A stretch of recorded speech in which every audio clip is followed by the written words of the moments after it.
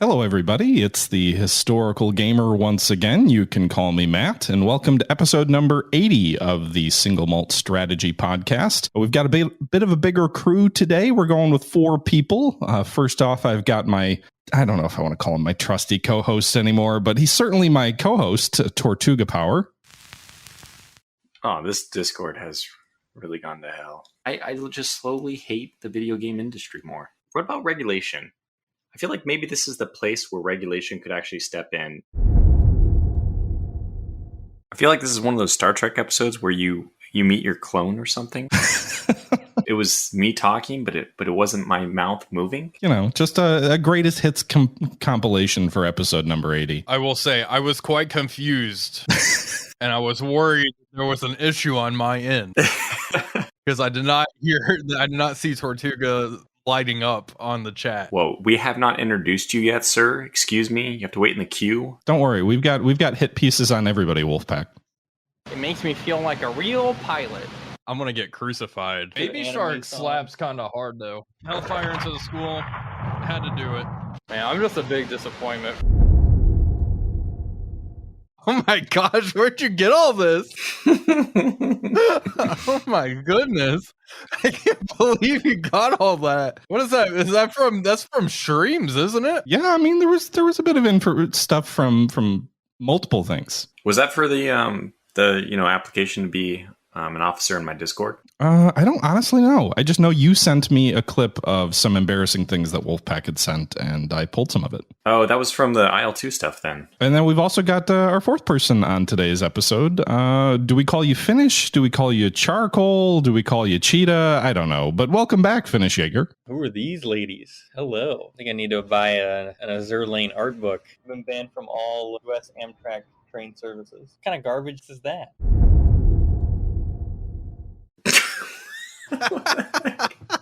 Hello. You can call me Finnish Jager. You can call me Charcoal Cheetah. Or if you've been like Wolf recently, you can call me Finnish Jaguar. Oh yeah, not just Wolfpack. Don't worry, I did myself too. You can ask Tortuga, but if you do ask him, just know that he is in fact a communist and a traitor, and he hates America, and so his opinions don't matter. Okay, hold up. That's not even self-incriminating. Yeah. You got yourself off easy. I love the fact that you have dirt on all of us, and then you just roast Tortugas in your sound bit. That's bullshit. Yeah, what? This is the last time I am on this podcast. Oh no! I mean, honestly, I don't record myself with a lot of incriminating stuff, and Oh yeah, sure. without giving it all away, I couldn't really ask you guys for stuff. Yeah, well, I'm sorry, I don't record my friends, behind their backs. Well, let's just say that if I had help with what I was doing, at least I had an editor, and I ran things by Finnish before I put this all together. Yeah, that is factual. But I think that the podcast should be over. Wolf, Tortuga, and I, we're gonna go play some video games together. What's new? But anyway, it's good to have the 4 of you, I guess 3 of you, not including myself, back on Single Malt Strategy once again. We've got a big topic to discuss today, and that is going to be Eastern Front war games, but maybe a little bit more. We might delve into the simulation area as well. We've got a resident sim expert, Wolfpack, here today. Wait, what? Not me? What the hell? I mean, look, before Wolfpack made it big, I just want to let you know that my Silent Hunter 3 series was probably still inferior to his earlier content, but it was out there. So simulation expert, maybe not, but I remember that series. You raided Scapa Flow, and the series ended. It was a good one, man. I mean, once you've climbed Mount Everest, what more is there to do? Hey, I think we can all agree that it wasn't the worst Silent Hunter content on YouTube. Anyway, moving on. What's everyone's opinion of the Barbie movie? I have not seen it, but I am going to a Barbie-themed party in a couple of weeks. You know what? I'll say it. I thought it was fine. Thank you. Wow, you really put yourself on a limb there, Wolf. Man, jeez. I'm a really brave guy for saying that. Jeez. Okay. I'm putting everything at risk with that opinion. So. Certainly better than this podcast so far. Oh, absolutely. If you're listening to this, stop. Hey, what are you doing listening to this dribble? Go buy a ticket to the Barbie movie. So I've been playing Suzerain a bit lately, which is a strategy role-playing visual novel game. Too much visual novel for my taste. Too much visual novel for your taste? Yeah. Okay. I mean, it's definitely story-driven, but yeah, I enjoy it. It's a political sort of narrative game where you're the president of a country that's undergoing a lot of crap. It's got similarities, I'd say, to Turkey, but also a bunch of other countries in the 1950s. And it's in a fictional world, in a fictional universe, in a fictional Cold War. But I enjoy it quite a bit. I have to say, I mean, not to just step on the game and then move on. It looks like a very good game in a lot of ways. I like the graphics, the art style looks good, all that. Just even watching you play. If they took out that constant intrusion, I call it intrusion, for a lot of people might be welcome, of those like little short stories, choose your own adventure decisions, I think it would be a little more compelling for me. Yeah, I mean, it's definitely a lot of reading. There's not a lot of like, you're not like playing with sliders or other things like that, right? Like everything is sort of presented to you in a text box and then you kind of make decisions through there. That's why I use the term more of like a role playing. It's almost, it's almost like if you just had the cutscenes and something like, well, it's nothing like Skyrim, but those kind of games where like you run into people and then you get cutscenes that come up and you have to make decisions and make whatnot based on like conversations you're having. It's basically just that. It's like a movie where everyone's just talking in a room and there's no real like gunfire or action or whatnot. There's not a ton of interaction for the player, but the atmosphere is incredibly well done. I think the narrative is very compelling, and there's not a lot of political games out there these days, I don't think, if there's ever been. And it's kind of an interesting change of pace. You don't get... You're saying there's not a lot of political games? What do you mean by that? So let me step back. There are a lot of games where you're like a god mode leader where you know everything and you just play with sliders and you kind of control everything in a not very realistic or compelling way. There's not a lot of games that actually delve into interactions with other individuals, other people in your parliament in a realistic sort of a way. Boy, this is a perfect segue to a game I'm going to talk about later. Interactions with other people? Yeah. I mean, I know what you're talking about. Crusader Kings? No. Yeah, that's one of my top Eastern Front games is Crusader Kings. Yeah, I love playing as Kievan and Rus. I like to play as Georgia. That's on the Eastern Front. I didn't realize the game THG was talking about was an Eastern Front game too. Suzerain? No, that's just what I've been playing lately. Good point. I could have been talking about it in my recently played. No, this is for the Eastern Front. But anyway, moving on. What about our illustrious guest, Wolfpack? What have you been playing lately? Lately, as in the past couple of days, I've been playing a lot of Baldur's Gate 3. Famous Eastern Front game. Yeah, a lot of strategy involved. Currently playing as the Soviets. But no, yeah, the game's really fun. I've been enjoying it quite a bit. I've been streaming it. You can catch me on at Wolfpack345 live. Whoa. The plugs come at the end of the podcast. I'm not sure we ever even really introduced anyone at the start of the podcast. But yeah, I've been playing Baldur's Gate 3 and having a lot of fun with it. I'm probably going to go play it once we're done with this. I also saw you playing a different game, which is an Eastern Front game, which might come up later. Oh yeah, Gates of Hell Ostfront. I've been playing quite a bit of that with Finnish Jaguar here. What about you, Tortuga? What have you been up to? Oh man, several things. I had played this ant colony simulator game called Empires of the Undergrowth. It's pretty fun. I think that it's got like a good 5 to 10 hours it can give you that are pretty thoroughly entertaining. It's got almost kind of like a tower defense plus colony. It reminds me a little bit of the what's the evil genius and the Dungeon Keeper. It's almost like Dungeon Keeper in a way, where you're building up your base. The way you mine out the adjacent tiles is how you connect with enemies and all that. It was pretty fun. Played a little bit of Advanced Tactics Gold, and I think I'm finally done with The Long Dark, but that's been I don't know. I just wanted to play through some of the scenarios with that. I should actually mention what these games are. Advanced Tactics Gold is one of those old, at this point, hex-based war games. It's purely a custom map generator engine, and then allows you to play in the custom map that you've generated. So there's no without mods or downloading other people's scenarios, there's no historical content. You're just playing as fictional, randomly generated scenarios. But it's really fun, really good game. And let's see, the last one, Icarus. Been playing with Finnish Jager. Icarus, which is another survival game.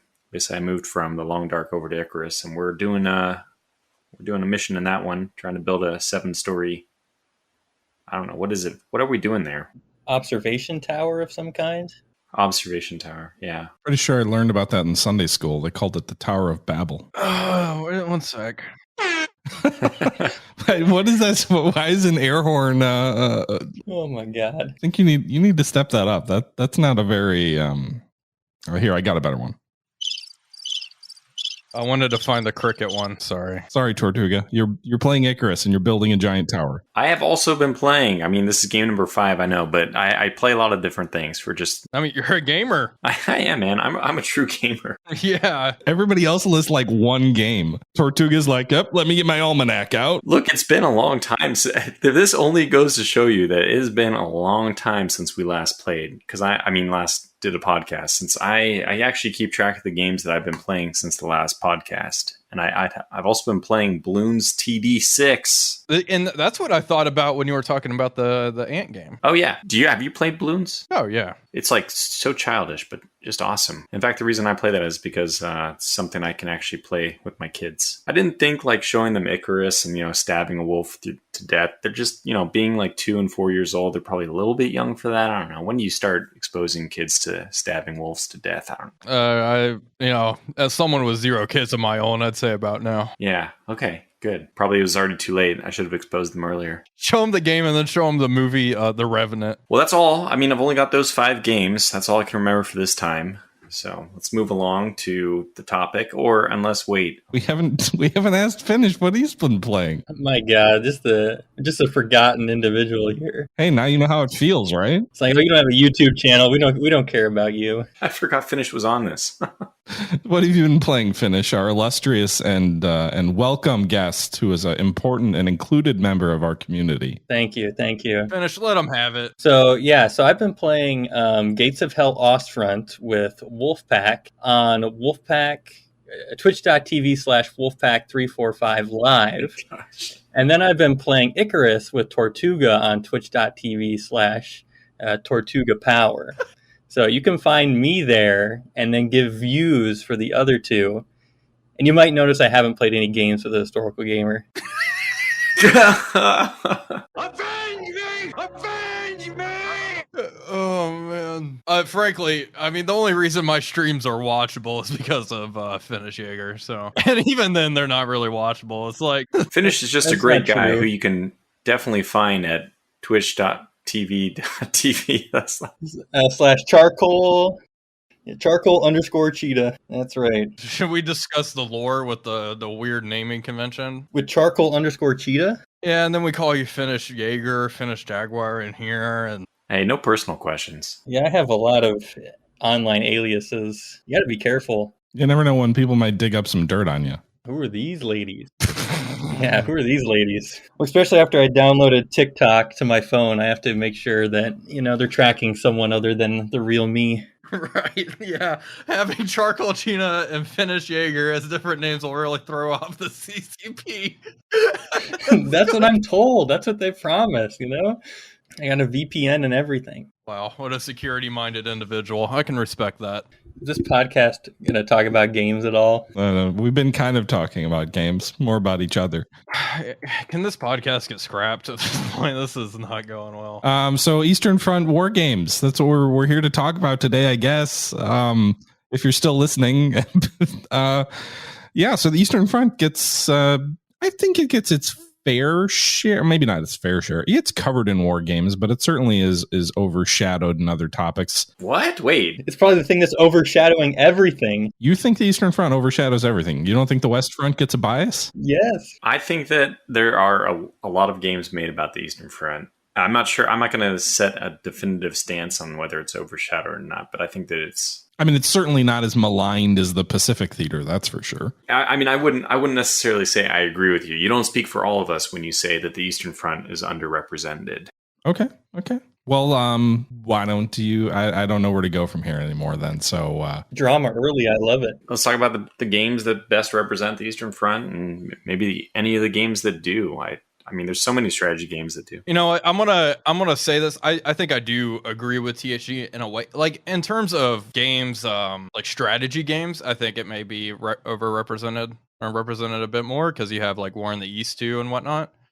I think as a whole, in Western countries, it is underrepresented for how important it was. I think there's no doubt that in mainstream pop culture, it is underrepresented, right? Like Normandy. every other movie that comes out about World War II, with like 3 exceptions, are Normandy or something with the Americans or maybe the British. Yeah, but that makes sense, doesn't it? Does it? I mean, you have because you have Western nations who are going to identify with like their grandfathers and the people who fought in the war. And guess what? The American people did not fight on the Eastern Front. Are you sure? So yeah, I think there's obviously a correlation there. I thought I came here to talk about games, not conspiracy theories. Didn't Jude Law fight in Stalingrad? He sure did.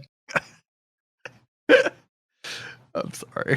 I don't know where I'm going with this, but anyway, Eastern. No, but it's okay. I think it's fine to say that I think that the Eastern Front is underrepresented. If you want to talk about what World War II was, maybe this is obviously an entire separate podcast series that could be done on just this. But like the Eastern Front is pretty much what won World War II, and everything else was kind of like the trimmings around it. I don't know if I'd agree with that, but we could discuss that another time. It is certainly the theater where the most people fought and the most people died. Most people fought. You sure that wouldn't be China? Okay, maybe. I don't know. I haven't looked at the math. Yeah, give me some statistics. I don't know how many people. The population of China is certainly greater. I'm not sure about combatants. Yeah, I don't know if I'd agree with myself, by the way, about This man. Whoa, Mr. Hey, Barbie was a fine movie, guys. It was fine. I'm gonna sit on the fence too. It was good. I'm reeling back. Okay, Barbie was good. You know what? I enjoyed it. I thought it was funny. Okay. I did not come prepared to this podcast to lead us through this quagmire of. But you know, it's much like the Second World War on the Eastern Front. Germany did not come prepared to fight the war that ultimately it fought. Yeah, I love that this podcast is getting compared to one of the greatest struggles in human history. That's pretty good. Oh, I mean, we can edit out like half this, but no. Why don't we? Let's at least talk about some video games then. Yeah, maybe we should do that. All right. I think we should just, let's start with what games did you want to talk about today, Tortuga, in terms of the Eastern Front, and if you feel like they accurately represent the Eastern Front and what they do well and what they don't. Okay, I want to start with a video game that I think we've all played, so that it can kind of be like group discussion before some of the other games are going to be a little more niche and not everyone has played. I want to start off with Hearts of Iron. I think Hearts of Iron does a really good job of representing the Eastern Front. It's not Eastern Front specific, but I remember that like one of the most memorable experiences in my gaming history was Hearts of Iron 3 in particular, playing as the Germans and like gearing up for Barbarossa. And then I'm not sure how much we can consider that Eastern Front, because it's obviously it's a much different version of Barbarossa, considering I built up forces differently. It's not like the historical Barbarossa. But I mean, as far as Eastern Front goes, it still delivers on being a huge front, tons of people involved, Germany, Russia, it has all this, or Germany, Soviet Union. Yeah, so I think Hearts of Iron does a pretty good job of like almost all of World War II, but also specifically for this podcast, I think it does a good job representing the Eastern Front. Yeah, I think what Hearts of Iron does a good job of, in my opinion, is, and it's not, as you said, it's not Eastern Front specific, but I think it shines when the Eastern Front starts. And that's because I think at its core, it very quickly becomes a game, especially the newer Hearts of Iron, where like stockpiling is a bit different. It becomes a game about production and about manpower. And I think that tells the story of, at least, the story we think about when we think about the Eastern Front, pretty well. And it shows how quickly the war transforms from what feels like a manageable conflict to something that, if you're not ready for it, can really be overwhelming. I'm rapidly decreasing my options as things kind of get out of hand. Yeah, I think playing at least Hearts of Iron 3, the real-time kind of like strategy is always, I think that's kind of unique in the sense compared to some other war games that we'll probably talk about with the big Eastern Front in real time. But you have like more fluid movements of your units on the map. So you're trying to encircle enemy units to eliminate them from the field. And I think that's something that Hearts of Iron 3 did really well. I'm not going to knock Hearts of Iron 4 too much here. No, I think it's fair. I was going to make the same point that Hearts of Iron 4, I don't actually get the same feel from that one. For me, Hearts of Iron 2, even though it had bigger provinces, like even bigger than Hearts of Iron 4, it still had that feel, though, surprisingly. I don't know why. I mean, I really like Hearts of Iron 4's production system, but the actual troop combat, I feel like they really wanted to take that as much as they could out of the player's hands. And for me, that does remove the feeling of like, oh my God, the Eastern Front, like I'm in control and there's so much to do. So they might have thought that's a good thing, but I actually enjoy that feeling of being overwhelmed. Like, oh my gosh, this is the entire game riding on this front. I think what works well with Hearts of Iron 4, though, is it really, to me, it feels like more of a war of production and a war of material. And I think that's, to a point anyway, an accurate summation of the Eastern Front. Yeah, but does the logistics in 4 work? I mean, Hearts of Iron 3, they had, you actually have logistics issues, which I think was like, you know, if you want to talk about realistic problems being modeled in war games, I think logistics is one you cannot overlook. Yeah, I don't think it does as good of a job as it should. I also struggle at a game of its scale of how much should the Supreme Leader be worrying about logistics. Like, I don't know, because the Eastern Front very much was a logistics war, as all wars really are. But I also think sometimes games try to give you too much control as the Supreme Leader, and that's why actually I like a game called Cauldrons of War, Barbarossa,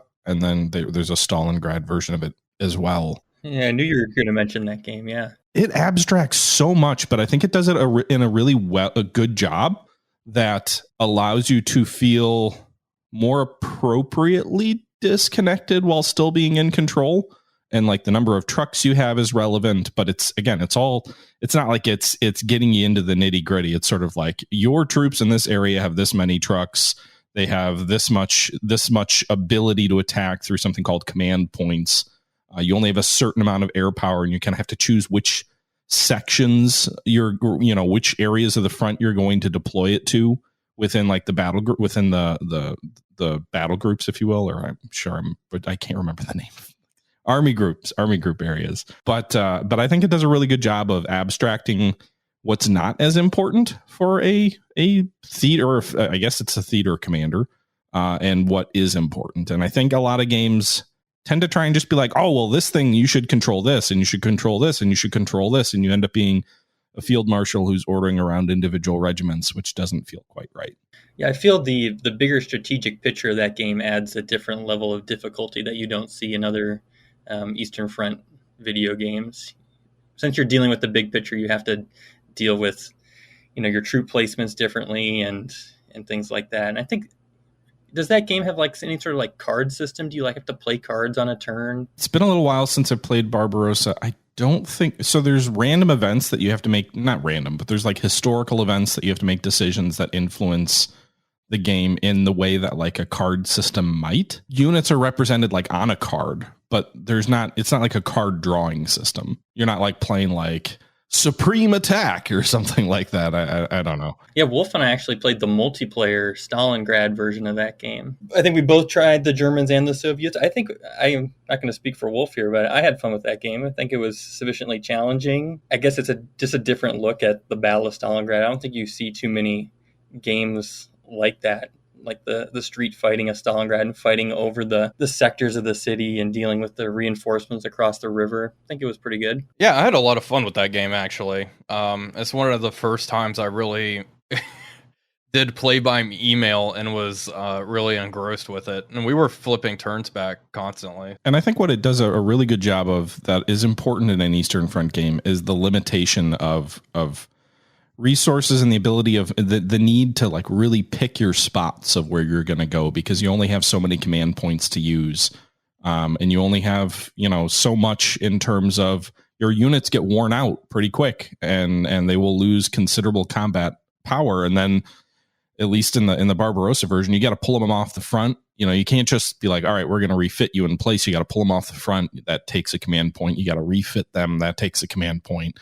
And again, you don't have a ton of that to go around. So I think it really lends itself to this concept of your troops rapidly getting attrited, even in the Barbarossa campaign, and just not having enough resources to keep the momentum going in every spot. which I think speaks to at least what I've read of the German struggle in the Eastern Front in 41 and 42. Did you play much of Stalingrad?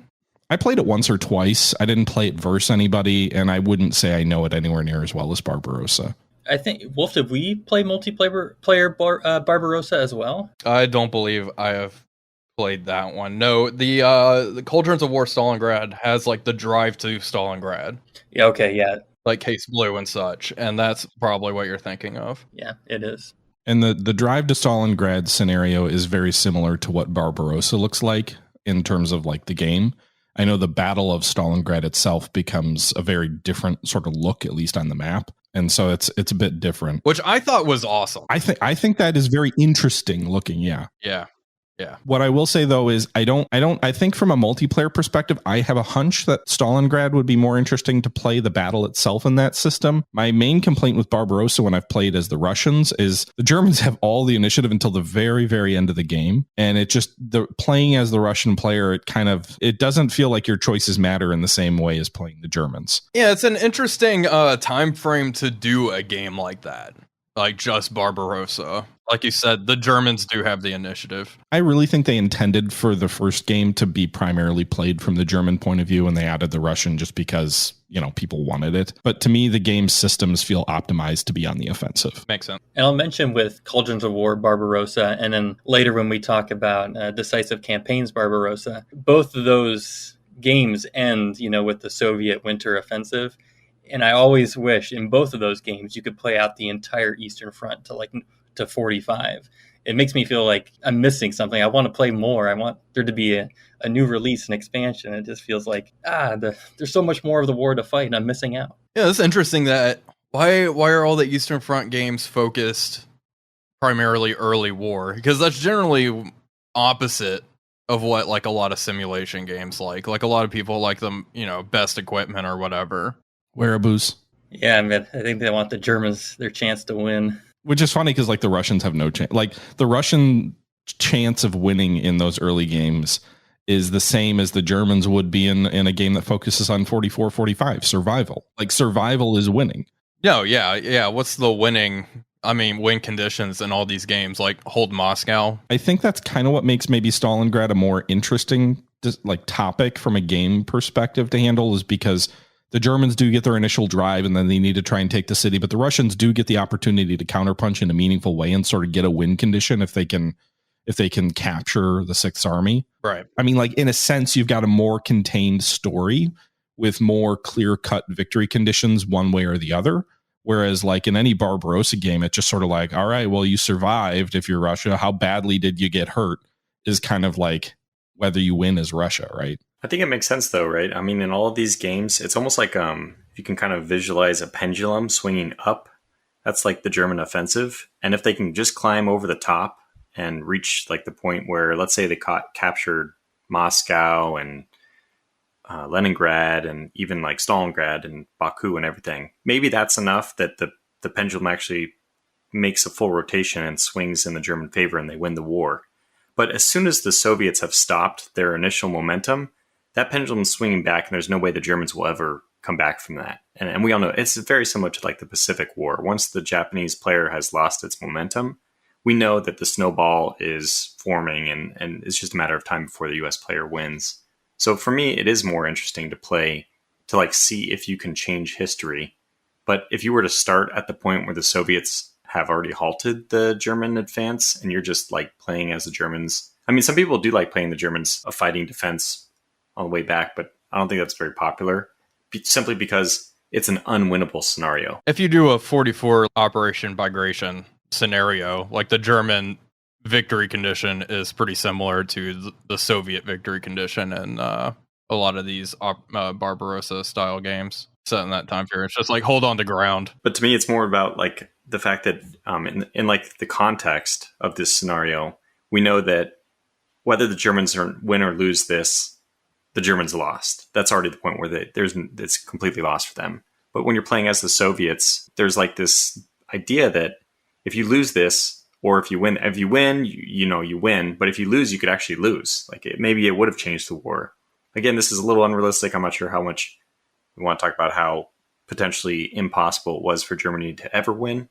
But in theory, if there was some way for them to win the war, that's what you're witnessing when you play the alternate scenario yourself, is you're giving Germany their win. I think that opens up an interesting discussion of Eastern Front games that compare the strategic level versus the tactical level, because there are different types of war games. But before we go into that, Tortuga, Finnish, I know you guys wanted to talk a bit about decisive campaigns, and Finnish, you kind of already did a little bit. But why don't you guys talk about that? Because that's definitely on the strategic level. It's a more contained game, kind of like Cauldrons of War, in that you don't have the whole Eastern Front, unlike something like War in the East, which we should probably mention. Yeah, we have to talk about War in the East.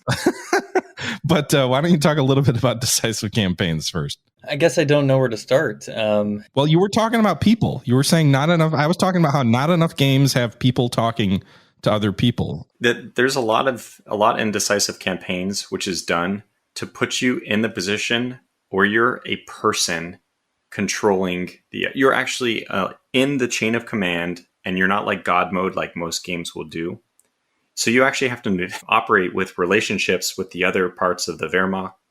Like you have to talk with Göring and make decisions, which he wants oil. So if you say, hey, by the way, Wagner, can you deliver that oil to me and not to the Luftwaffe? He'll piss off Göring, and then he may not be available for some supply mission you want him to run. I mean, there's this very cool staff relations and interactions with people, which I kind of hate. I mean, I love it because it feels more realistic. It makes you feel like you are an actual person in the chain of command instead of just being the normal God mode. I dislike it just because it's a lot of pressure. There's a lot of RNG introduced in their decisions. So this is another Vic game, just like Shadow Empire. It has that decision mechanic, and you have to basically choose between a rock and a hard place. A lot of times it's tough decisions where you're going to hurt somebody, and just try to minimize the damage you're doing to the entire Barbarossa push. Yeah, I will say with dealing with those personalities, the game is very German-centric in that regard. You're not going to be experiencing that same dynamic as if you play as the Soviet Union. Oh, that's disappointing, because it's not like the Soviets were shy of personality or... It's not, I mean, it's not quite as heavy. The Soviet mechanic is a little bit different because you're supposed to be role-playing as Stalin. So you are the top of the chain of command. And what you're typically dealing with is...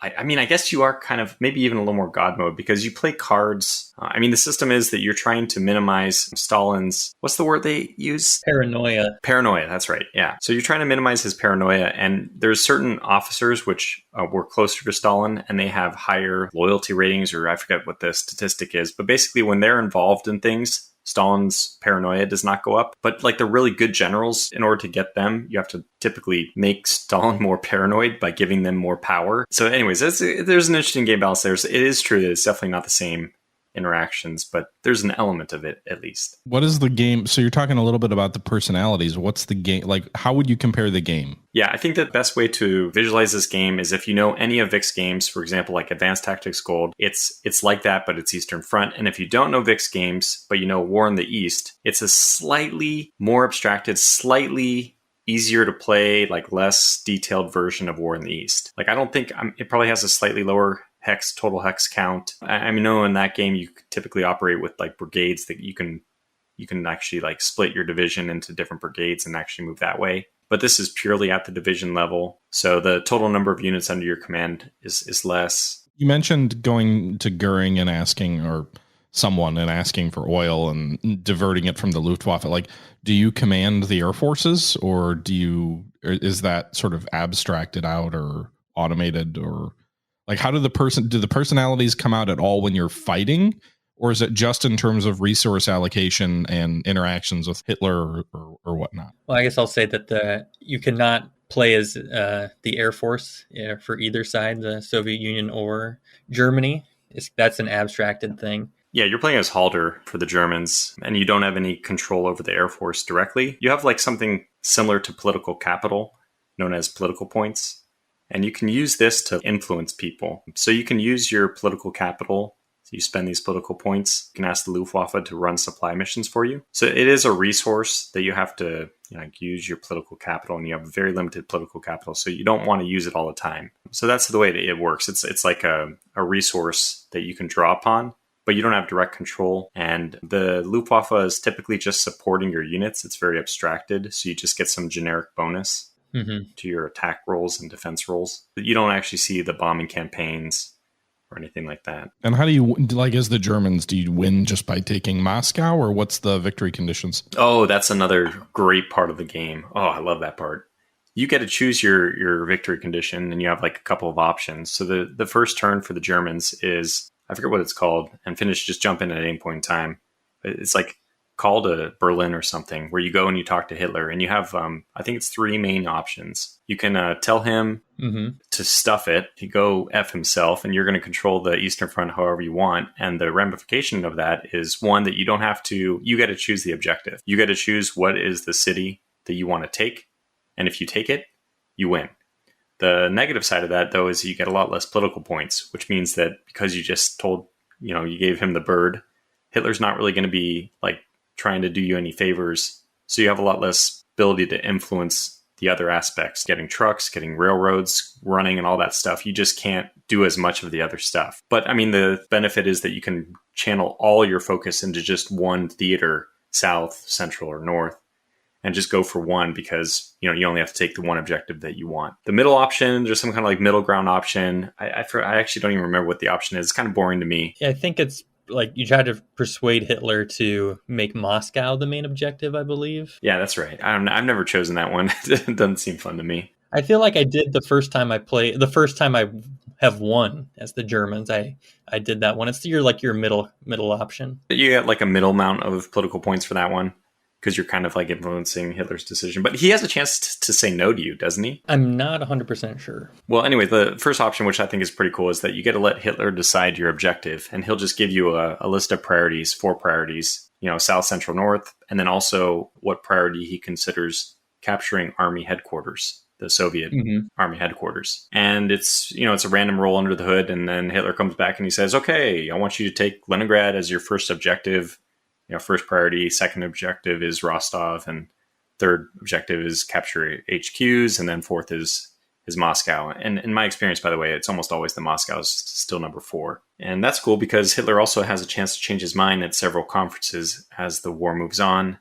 And I don't know. I mean, whether it's realistic or not, it's pretty cool to have this idea that your commander can like change your objective on you. You're getting really close to capturing Leningrad because that's what Hitler told you to do. And then come November, he's like, by the way, I want you to take Rostov instead now. I do like that. It's just a fun mechanic. You can only win as the Germans if you complete Hitler's orders. Like if your orders or your focus is to capture like Moscow and Leningrad, but Hitler's focus is to capture Rostov, and you don't do that, then you still lose as the Germans. It's interesting to me that victory is defined by what the Germans say. That's an interesting mechanic, is that, the Germans get to win if they just accomplish the objective they set for themselves. Kind of begs the question, where's the Russian agency in this? Yeah, the Soviets have their own objective under the hood. So you're picking and choosing that, but then as the Soviets, Stalin chooses an objective, and then that's like the main one you have to hold. But if Germans at any point in time capture all 3 objectives, we learned through Finish's playthrough, they lose. Yeah, so I played as the Soviet Union, and we were really holding the Germans back in the north and in the center. But the German objectives was to capture Sevastopol, Rostov, and Kursk, and they achieved that, and the Germans automatically won. They got an automatic victory, and that's part of one of the disappointing things about that game is there's no way the Soviet army is defeated in the field, but the game just automatically ends because the Germans have completed their victory condition. Sounds like a game designed by Halder. Do you, as the Soviets, know the German victory conditions? It apparently can be leaked, I believe, but no, it's kind of hidden for most of the game unless it's leaked somehow. That's interesting. Yeah, the same thing can happen if you play as the Germans, because it's Western media has leaked the Soviet objective of holding Moscow. And then if you take Moscow, you deny the Soviet side those points of completing their own objective. Okay. That would be interesting if it wasn't totally in the Germans' hands. It'd be interesting if you had to try and figure out what are the Russians trying to do? Here's what I'm trying to do. And then you had to accomplish both. I do wonder though that just the Germans getting the ability to say we won because we said we did, that's an interesting, like I said, it's almost like a game designed by the German high command. The Russians would have surrendered, we swear. Yeah, it's still a pretty German-focused game, just like we mentioned before. Have either of you or any of you played Case Blue, Decisive Campaigns Case Blue? No. Is that an older game than Barbarossa? That's the French. That's the invasion of. No, they have a Stalingrad one. Case Blue is the Drive to Stalingrad. Oh man. So there's a Blitzkrieg one, which is like France, but then they also have Case Blue, which is earlier. It's Stalingrad, but it was made earlier. And I'm curious if it has all the same interaction with Hitler and the other things like that, if that's part of the game or not. I don't know. No, I haven't played it. It's like 2012. It's much older. It might have been his first game in the Decisive Campaigns series that he made. Do you know if that was also done with the co-designer? I do not. You're more in tune with Vic's games than I am, so I'm not aware of who he co-designed with. But anyway, we should probably move on to another game. Let's talk about something else. What has everybody? So I do want to talk about the tactical games and Gates of Hell, and if there's anything else we want to talk about. But before we get to that, I would like to just mention, I think we can't talk about the Eastern Front in war games and not talk about War in the East. Agreed. Sort of the big daddy, if you will. It's the exception to the rule. I mean, there's other games that go 41 to 45, but it's the ultra grog sort of Eastern Front war game, and I'm curious what you all think about it and how you think it models the theater. And I've played a little bit of two, a little bit of one, and then I played actually War in Russia, which was its predecessor, quite a lot. But I'm curious what your thoughts are, Tortuga. Well, do you want to lead off? Because I don't know between the two of us who's played War in the East more, but probably you. Did you play against XTRG? No, we've been discussing setting a War in the East 2 series up. Ooh, insider information. Oh yeah, a little tease. Uh-huh. Yeah.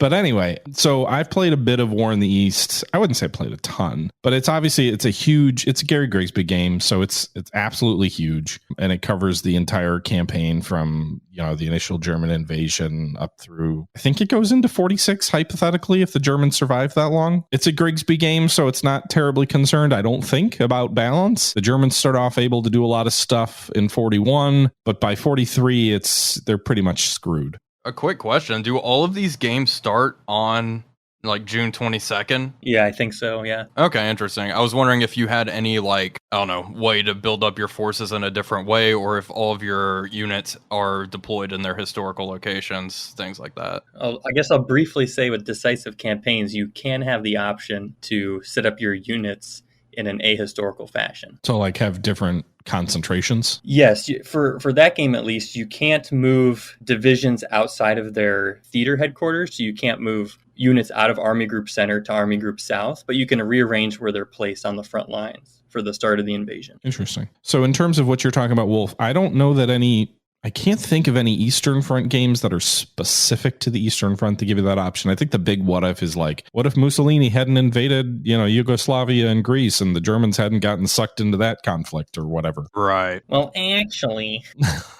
Well, but I can't think of any games that do that are not in the grand strategy sort of genre. What I mean by that is like Strategic Command, War in Europe, or World War II, World at War. Like those games, you can attack Russia early. Right.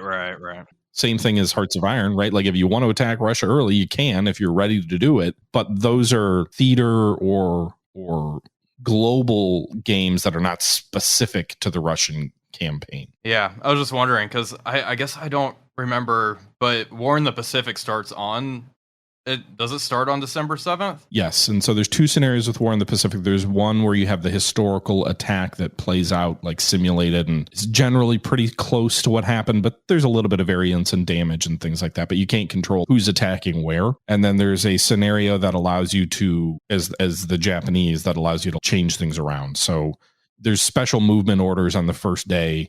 So Japan theoretically could use their carriers to attack elsewhere in that version or in that scenario, or they could, send different concentrations of troops. It's largely everything starts where it started on December 2nd or December 6th, but like naval task forces can move so far in that first day that you can have a fair bit of variance, but you're still starting effectively in the December 7th attack. It's just where you attack. Cool. I actually like that, but I was just curious how these games did that because although I admire War in the East from a distance, I have yet to try it. with every Grigsby game, they're kind of overwhelming. Like if you're not a Grigsby aficionado and you just look at it and you're like, how do I get into this thing? Like, how do I learn how to play? They definitely can be a bit overwhelming.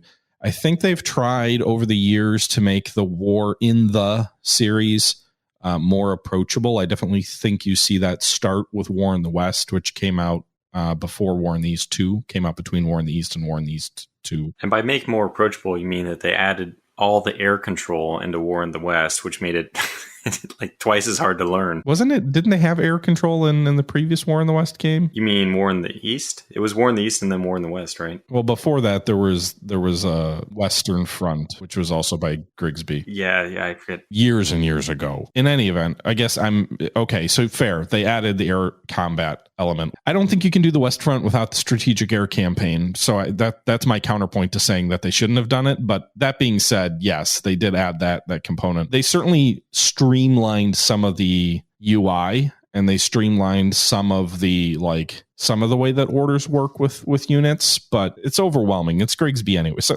there's no way around it. It's every single division, every single air group, every single everything. And then production is also on map and things like that and matters. I mean, I actually somewhat preferred War in the East to War in the East 2 just because of the additional overhead of the air campaign stuff. Just so everyone knows, you don't have to control it, right? I'm pretty sure that you can automate the air stuff.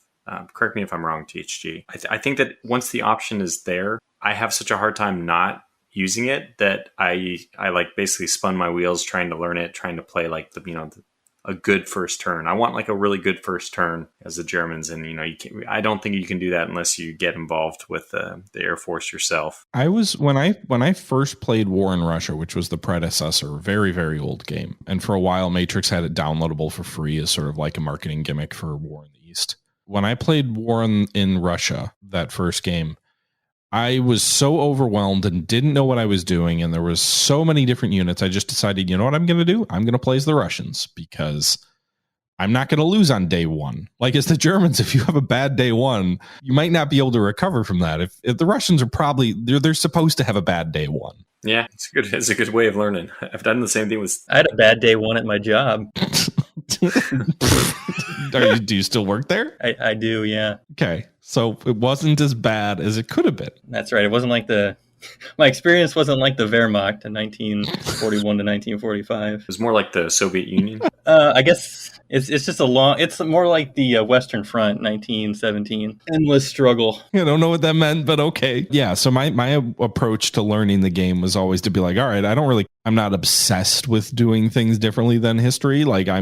If I'm going to play this game and it's as big as it is, I'll play as the Russians and I'll win in 4 years. I don't care. You'll beat the crap out of me. I'll learn the systems. And then by the time I've got the power to counterattack, just need to learn it well enough not to lose in 41, which you got a couple of months to figure that out. And so that's how I approach it. I was just like, all right, I'll kind of tinker around with the frontline units. I'll set up a second line already back a ways. And then begin filtering units in for a third last ditch line just in front of Moscow. I knew enough to be like, all right, I'll try and position units behind rivers, as much as I can to try and use terrain to give them some defensive advantages, which for the Russians don't matter that much early. You're going to get rolled. That's kind of how I approached it. And it worked. But War in Russia was being a much earlier game and computers being much weaker. It was a lot more abstract than War in the East or War in the East 2. And I'm still a bit overwhelmed by both of those games. I don't love War in the East has a I go you go system. So I'm a big fan of War in the Pacific because it has we go, which basically you issue your orders and then orders are simultaneously resolved. So it's sort of you can witness everything as it's happening. Whereas with War in the East, you've got the air operation phase and then you've got the ground operation phase, and each side has its own turn as well. So to me, it feels a little clunky. For something that big, it's very hard for me to keep track of what's going on, especially when you divide a turn up into 4 segments. I think they did that to try and be more approachable, to be we'll put air first and then you can focus on that. We'll put ground next and you'll focus on that. Then the other side will go or whatever. But to me, it actually makes it harder to keep track of what's going on in the game and to know what what I'm trying to do, because it's such a long gap between when I shoot orders to my planes and then when I'm back issuing orders to my planes again, or when I'm issuing orders to my ground units. It's too fragmented for me. I don't think I have enough time to like really devote that I need to devote to a game like War in the East too. But I would still pitch it to anybody who has the amount of time to learn a very in-depth game. I think that you'll feel very rewarded for actually getting over the learning curve and playing. It's just like War in the Pacific and all these other games, the very detailed games. In my opinion, they do give the greatest reward. It's just I don't have time to play it. It's funny too, because I saw there was a negative. I think it was a negative review on Steam, and the review effectively was, "It's too hard to play as the Germans after 43." They're just like, yeah, it probably should be, but Can't imagine why. Really, yeah. They're your standard play by email opponent who just quits. yeah. I mean, that's true for yeah. Okay, if we could start talking about War in the Pacific, but Doesn't Gary Grigsby realize that the Germans had the Panther at that point? oh my goodness, and don't forget the King Tiger later. Obviously not. If he knew. If he knew SS stood for super soldiers, he would have made the game a whole lot different. Hey, do you have an option to give your soldiers meth in decisive campaigns? Like meth up, and then they can move twice as many hexes? Hitler has the stockpile of meth locked down, so unfortunately you cannot. Yeah, but that game actually does take the gloves off as far as like it has the most brutal treatment. I mean, you played the Dirty War option, didn't you finish? Maybe you should talk about it. Yeah, I played Geneva Convention off in my current playthrough as the Germans. There's like war crimes that appear, and you have like the decisions to manage as the Germans. I guess there's some sort of like intensity or brutality factor in the game, and the higher that goes up, the more bonus Soviet units get.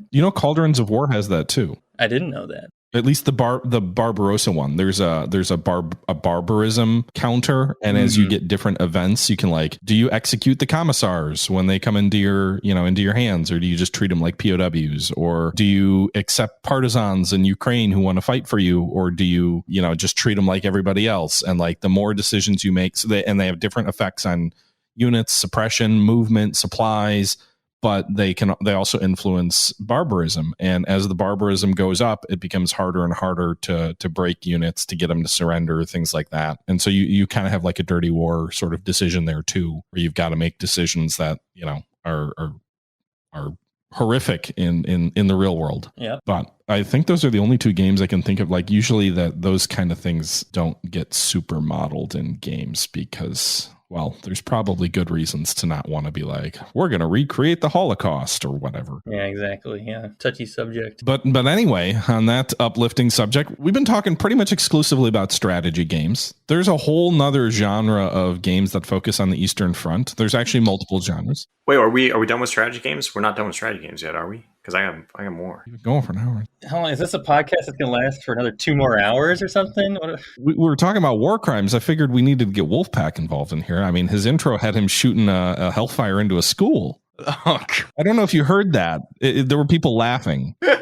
Let's listen to that again. Hellfire into the school. Had to do it. You hear that right there? Had to do it. Oh my gosh! I think he was playing as the Russians in Syria.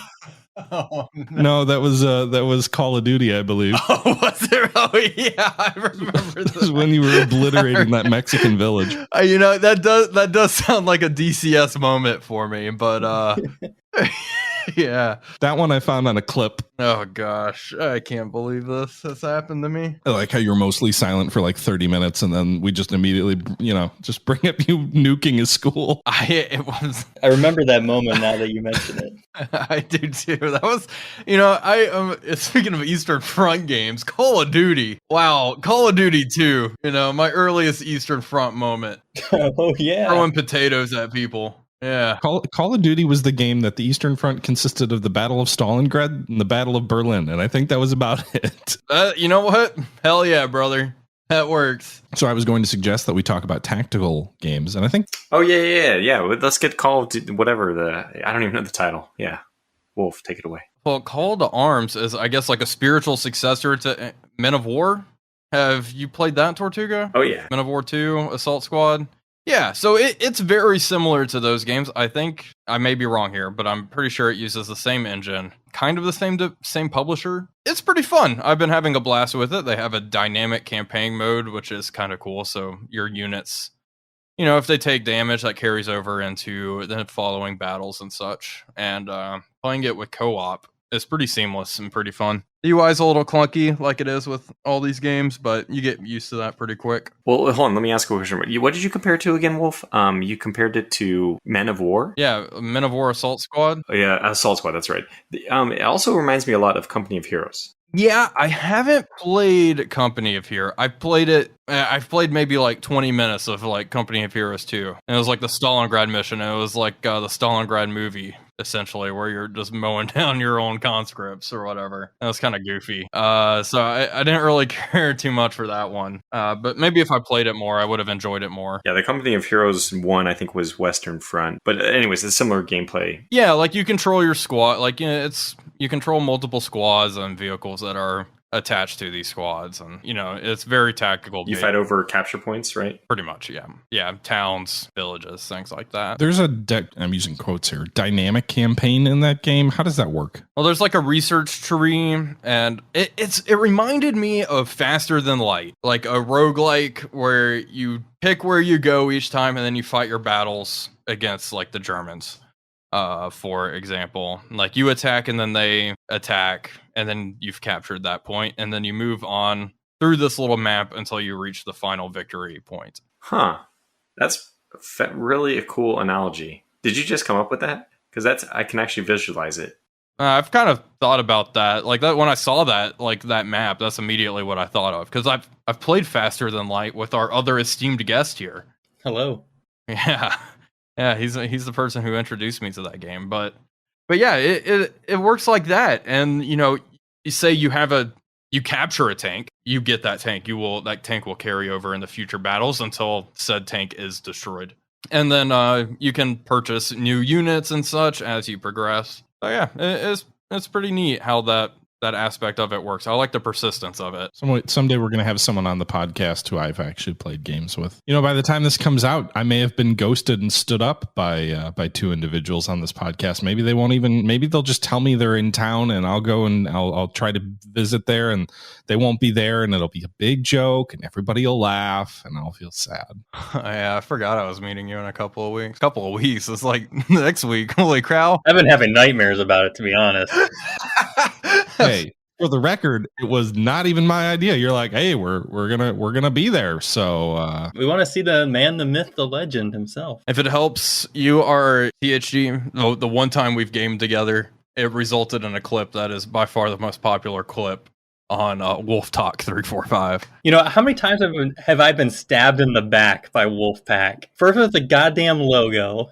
Second in that game. Someone's got to be stabbed in the back. I'm just like, oh yeah, it's me. Anyway, I interrupted. But anyway, Call to Arms, pretty cool. It can support up to like 6 players. Also, they have like scripted campaign missions, like you siege Sevastopol, and then you use like the the 60 centimeter German mortar, Thor and whatever. Odin? Yeah, you use Thor though, but what? There's an actual name for those mortars. Oh, was it the Karl Garat? Yeah, that's it. Thank you. But yeah, and like the amount of units they have is crazy. Their recent DLC they also added the Finns, and they've announced a new DLC, and they're adding the Western Front. So that's all pretty interesting to me. I don't know. As someone who looked at the Men of War games, I was like, I mean, that looks fun, but I don't want to learn it. I'm glad I've gotten into Call to Arms. It's been a blast. A comparable to Call of Arms, a little bit, is probably Steel Division. When I first started playing Call to Arms, I liked Steel Division more, and now I think my opinion has reversed. I like Gates of Hell Ostfront a lot. Yeah, Steel Division... I guess this is my issue with all of those Eugen games, is it's like too fast paced to where it's silly. Yeah. Mm-hmm. Yeah. And it's like, well, if I wanted to play StarCraft, I'd play that. Yeah. And not have the World War II skin over it. And I really dislike that you can't watch any of the action. If you're not constantly micromanaging and clicking and like moving around, you can't ever just take in a moment and just watch what your people are doing. That's my problem. Like the last time I played Red Dragon or whatever. Like I was looking at my units like a fool. And my helicopters get blasted out of the sky. I was absolutely the worst person. I was dead weight. I just wanted to look at the pretty graphics that I'm sure someone put a lot of effort into, but you don't ever look at it. And you actually haven't even mentioned, Wolf, one of the coolest features of Gates of Hell is the first person infantry and tanks and everything. That's exactly what I was thinking of when I said that. Yeah, like they have optics modeled for all the tanks, so you can drive around like, oh, what's a good comparison?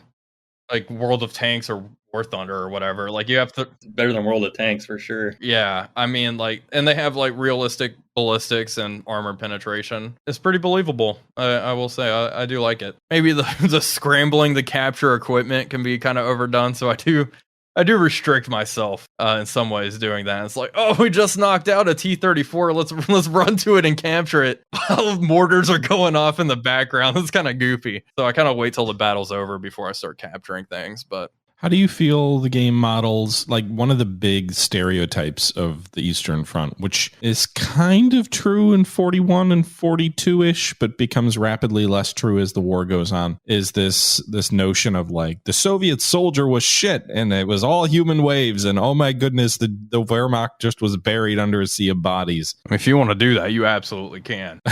There are like conscript divisions. I don't know if there's like an execution mechanic or anything like that. I mean, you can get commissars and stuff and they help boost morale. I don't know if they'll blow someone's brains out. Jeez. But there's no like morale system, I guess. I wouldn't say the game is like this super realistic simulation of the Eastern Front because it's a human player playing against the AI and every battle's going to be different. You're just moving your guys around the map. It's not like, I don't know, Graviteam tactics. That would be an interesting mechanic though, like having men break under combat, like under artillery fire, or as, you know, another squad approaches, like they surrender. Yeah, Steel Division has that. Okay, well, you know, actually, yeah. I mean, that would be a pretty cool mechanic. And then, like, say you have a commissar there, and like the commissar just pops somebody, like it's Warhammer 40K. So you really want to get into this killing your own soldiers around here? Yeah, you put a hellfire into a school. What are you talking about here? I'm just saying it would be cool. Like that's a good way to boost morale and keep your men fighting. But no, there are conscript squads. The Soviet infantry can get pretty good later on, obviously. Definitely gonna, when we do the description for this podcast, a lot of times I'll put a little name next to each individual person on the, you know, what they represented on the podcast, and it's definitely gonna be Wolfpack War Crimes, you know, comes to visit. War crime connoisseur. Oh, that's a good one. Oh my gosh.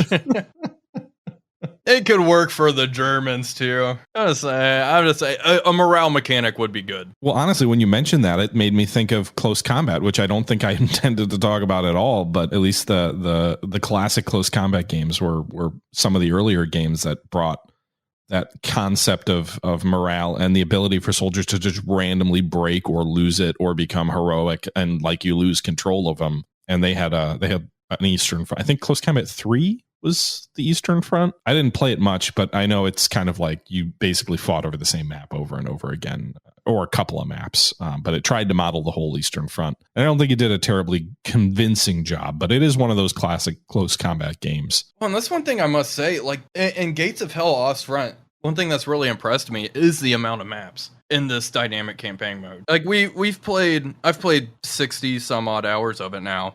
And I get duplicates or whatever. It always feels pretty different. Yeah, you can get the same map and then just fight over different points, or you're coming in from a different angle on the map. And well, and it has destructible environments too, which is cool. Yeah, I mean and then like obviously all the different units you can play with obviously adds variety as well. Like a T-34 where they replace the bow machine gun with a flamethrower. That thing's pretty fun. Don't drive an IS-2 across the bridge and get ammo racked. Yeah, that game, it's a lot of fun. It's way more fun than I thought I'd have in something like that. And it's probably the most fun I've had in a game in quite a bit of time, frankly. Been hooked on it. Tortuga, did you want to talk about any tactical games? Probably at least we should mention Graviteam Tactics. I think the one that I played the most of was Mius Front. I think it just does a very good job of representing tactical combat in the Eastern Front. It's a bit of an older game, and Graviteam Tactics has this real stigma that their user interface is almost undecipherable. It is rough. It's like it's hard, yeah. I booted that bad boy up and I was like, I should probably watch a tutorial. Yeah, it was like, how do I get to the gameplay? Like, even that is difficult. Like, it's you've got to have a translation of an ancient Egyptian hieroglyph to understand the UI. It's so bad. It's just like pictures. At least that's what my only experience with Graviteam is. What's their other game? Once you get beyond that, it's good. I remember trying to play their tank game, their like Mid-Eastern tank game. They had an Africa core, I think. That's it. Yeah. Is that one just as bad with UI? I mean, yeah, I think so.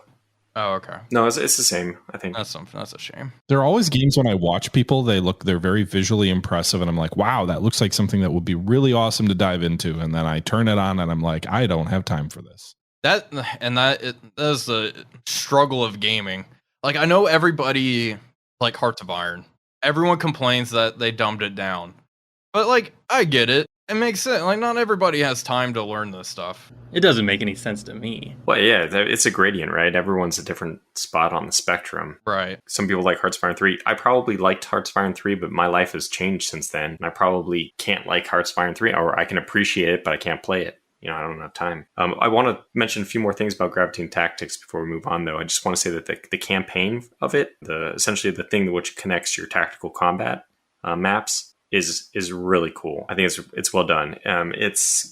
So you have like I don't know, it might be like an 8x8 or a 16x16 square grid, and the front is defined, and move your units along the front along this grid, and the front shifts as the Russians may attack this square, and then you fight over that square in the actual tactical combat. So it's almost like Total War, where you have the turn-based stuff at the top level. Everyone shifts their forces around. If one side commits to attacking another grid, then you'll go down into to have a tactical battle on that. And I just think it's pretty cool, because it's like got this, obviously it's persistent, right? If you lose units, you have less units of the, they retreat, you don't lose everything. So you have to be smart about pulling your troops back. If you're going to lose the grid, you just don't waste troops holding a grid that you can't, possibly hold. Just pull them back right away. So it has a lot of really cool elements of tactical gameplay that, man, it's just basically a really great game. And I think that the engine for penetration and all that, like the way they do armor combat, is really realistic. It's basically a great game that is completely mired by its interface. Yeah, that's a shame. Because, like, even you just talking about it makes me want to just boot it up and figure it out, because it looks amazing. If you want to investigate it, go ahead. I actually enjoy just watching other people play it, because that way I don't have to... I'm watching somebody who already learned the interface, and even just watching someone else play it is fun to me, because the game is pretty good. Well, I guess that's something, like, as someone who... I would want to make YouTube videos on it, and I'd only want to do that if I were proficient at the game. I just feel like the amount of time I'd have to put into it to even get proficient with the UI would be quite a bit. So that's something else I kind of weighed. This sounds like a John Tiller game. It's not, because it's got beautiful, well, not beautiful, but it's got pretty good graphics. I mean, they look pretty good. I think for games like this, they look pretty good. And the way they do the artillery strikes, you have to have a spotter who will help everything is very well done. You call on a mortar strike here, but it may not land right there. You may see you can do a spotting round, and then every subsequent round after that will be closer. They have a lot of the really realistic gameplay elements are in there and compelling. Just unfortunately, again, it's really hard to learn the game. How does it compare to something like Combat Mission? Oh my gosh, that's exactly what I was thinking about. I was about to ask, isn't there an Eastern Front combat mission game? I mean, the best one was Barbarossa to Berlin, which was the Eastern Front. They've had a couple of other, like the last one, Red Thunder, was the Bagration. Red Thunder, yeah. Bagration, which is like the newer combat mission series, just focused on 44 to 45. So you get a lot of late war equipment. Sorry, hold on. I'm an idiot. Which one is Combat Mission? Is that the one top-down, tactical, 2D, or is Combat Mission the like turn-based 60 seconds at a time? So they have real time now too. the classic combat mission was issue your orders, end your turn, watch it resolved simultaneously over 60 seconds where you have no control, and then it stops and you issue orders again. Right. Okay. That's the super realistic one now. Okay. But with the second generation of those games, which has been out for like 15 years now, so it's not new. The later games, starting with Shock Force and including Red Thunder, which is Operation Bagration, those have the original 60-second option, but I think most people play in pausable real time, where you issue orders, everything happens in real time, and you can pause if you need to, but otherwise it's like pause, play, pause, play, pause, play. Okay, I was thinking of combat or close combat, but no, yeah, combat mission. I haven't played any Eastern Front version of that. Yeah, I have it. I've just played Shock Force 2, I guess. Oh, actually, no, never mind. I take that back. I have played, but only a very little of it. Yeah, I think it's kind of similar, except for the fact that this is like really meant to be much more real time ish, and that one is, well, at least the game I played for the Eastern Front was, you issue orders, you watch the turn play out. Just as DSG said. I wonder if you played Barbarossa to Berlin, or if you just didn't know you had a setting you could change that on the newer games, because you can change that. I think by default it's real time on the newer ones.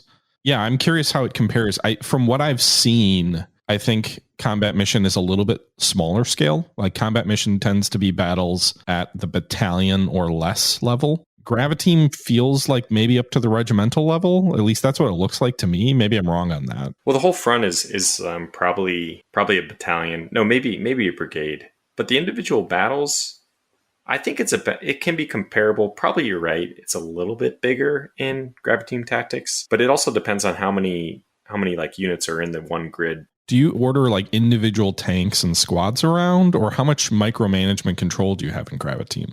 Yeah, it's you're down to the individual tank or to individual squads. Okay, so it's similar to Combat Mission then. The user interface, in my opinion, it's still pretty dated in Combat Mission, but it's more discernible for me, so it's easier to pick up and play. My biggest complaint with Combat Mission is I never really feel like their campaigns are very well done. Like, it feels like if I want to just jump in and play a 1 hour or 2 hour long contained scenario to take a hill, then I can do that pretty well in Combat Mission. It has a lot of the same limitations that you're talking about in terms of to call on artillery. You don't have to, but you should probably use a spotter.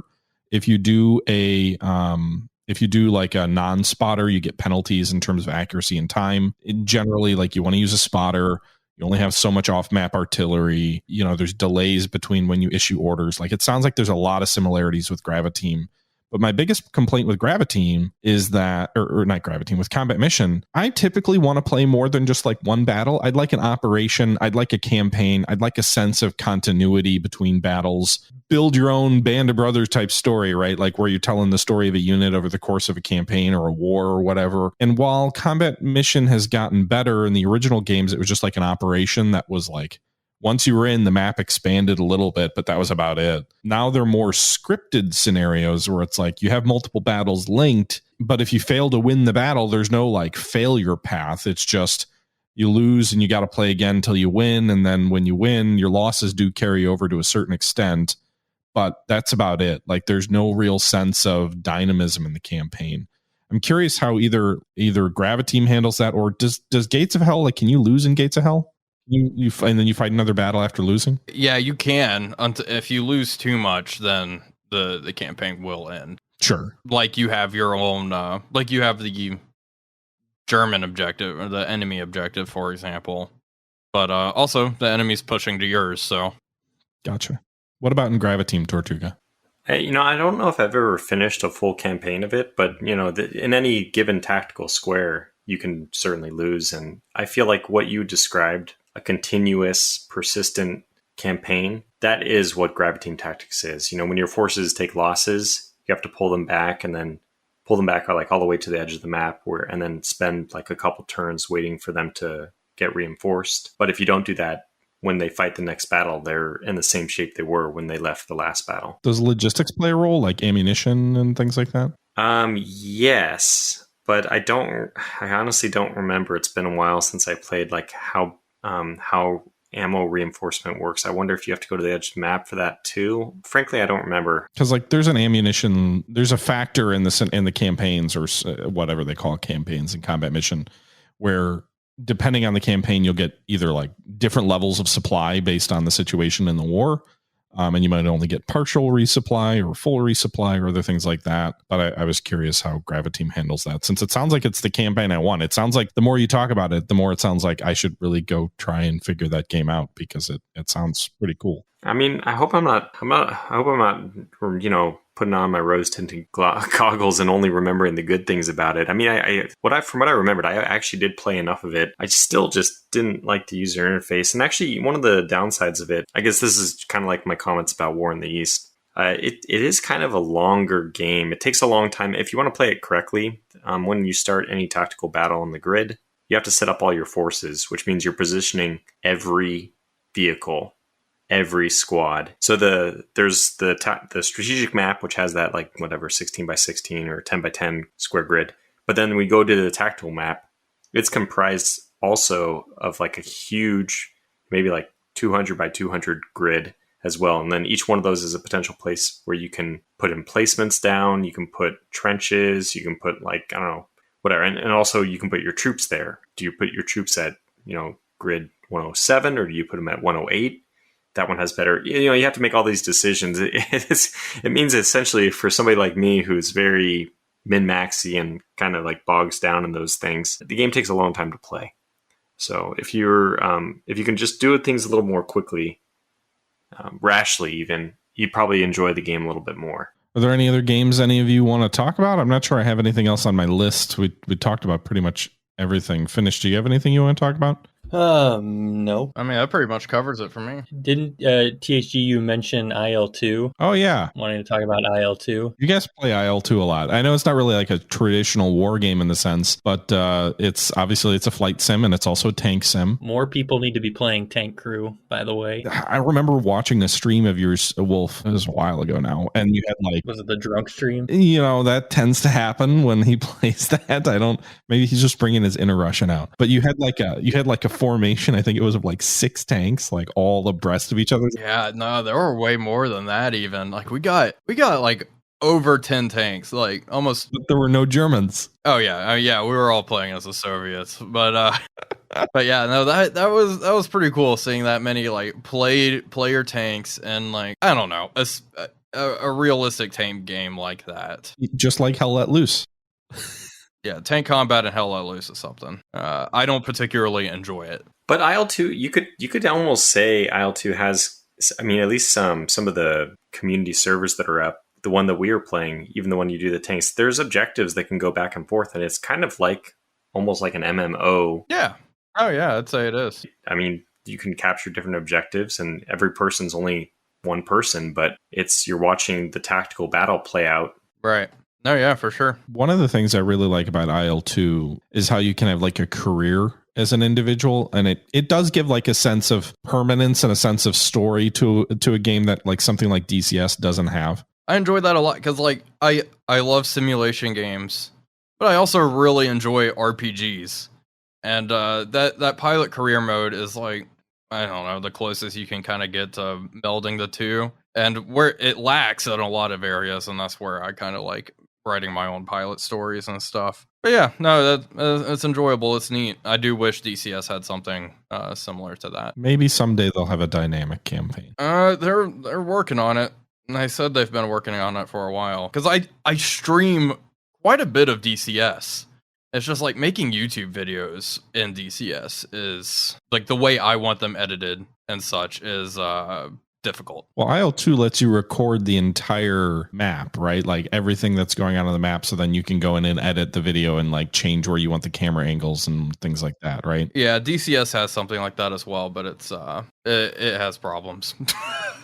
What do you like about IL-2, Finnish? You played Tank Crew quite a bit with Wolfpack, right? That's right. Yeah, I guess I love the realism of the tanks with your range. You have to sight in your range, get accurate shots, lead your targets. I think the damage model is really excellent. Tanks look great. Interiors? Landscape does not look that great. Yeah, but the interiors are beautiful. Yeah, the landscape is not good.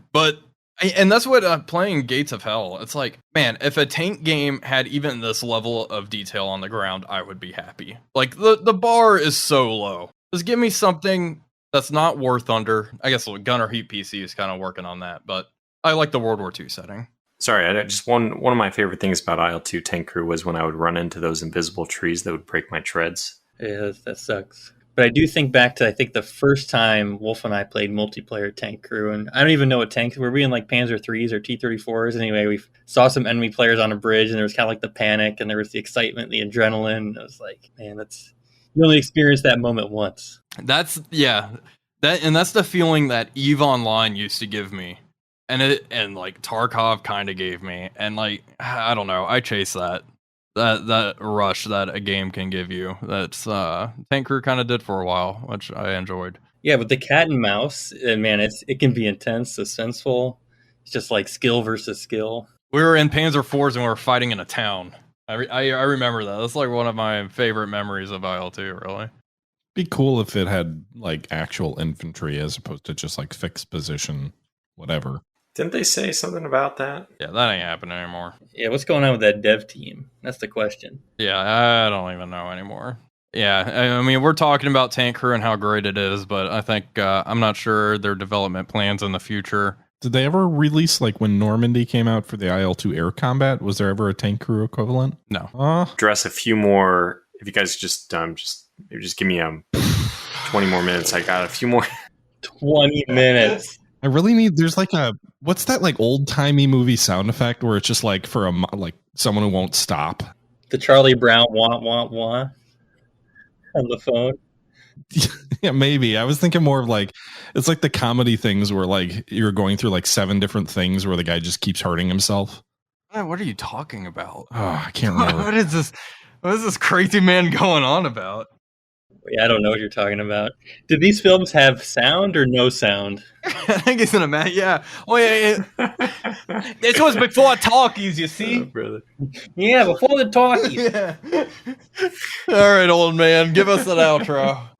I don't have an outro. Tortuga wanted to talk about it. You go, Tortuga. All right. Well, anyways, this has been a very entertaining podcast to record. I hope it's been entertaining to listen to. Although, I suppose that's up to THG to edit this into something reasonable to listen to. Will we see this podcast in 2023? Probably not. Let me just do this real fast then. Finish. Do you have anything you want to say, conclude with? You want to pitch your Charcoal_Cheetah Twitch.tv account? You did it for me. That's it. Follow me. Don't follow me. I don't care. I don't stream. So you're... Whoa. I think I said that last time. He's playing Decisive Campaigns Barbarossa on his Twitch stream. You can go watch it there. Wolf. Yeah, I guess I'll plug my Twitch, Wolfpack345 Live. I'll plug my YouTube channel, Wolfpack678. That's where you guys should go and check that out. You're about to have Baldur's Gate 3 content on that channel, right? I think so. I think I will. But if you want to see Wolfpack345's IL-2 content, that'll be on 345 still, right? I don't know that person, actually. You got the wrong guy on the podcast. Well, I mean, at least they can go watch your Gates of Hell stuff, right? I'm not Wolfpack. On Wolfpack345 Live you can, but the Wolfpack345 channel, I don't know that guy. What would you like to plug, the Historical Gamer? Well, we don't plug anything. We're the hosts. They plug the next episode of the podcast. Please come back. It won't be this bad, I swear. Well, thank you very much, everybody, for tuning in to yet another episode of the Single Malt Strategy Podcast. This was podcast episode number 80, where we talked about the Eastern Front. I don't know why I'm saying that, because you just presumably listened to 2 hours of that. They probably didn't know what it was about after all we talked about. Like, what was this about? I do appreciate everybody for tuning in to yet another episode. To my co-host, Tortuga, thank you for coming out. And to our lovely guests, Wolfpack345, but not apparently on YouTube by that same name. And oh, we cut that bit. Oh, we did. Okay, I don't even remember. Redo the outro. Oh no. Well, and there's someone named Finnish Jager on this podcast. Might also be Finnish Jaguar, or could be Charcoal Cheetah. I don't know. He's a man of many identities. But thanks again for coming out, guys.